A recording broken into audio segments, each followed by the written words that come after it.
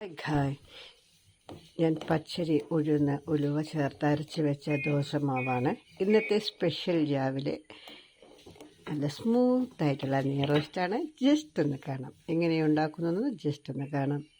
1 spoon മാവ് കൊണ്ട് ഞാനുണ്ടാക്കുന്ന ദോശയാണ് നിങ്ങളിപ്പം പരിചയപ്പെടുത്താൻ പോകുന്നത്.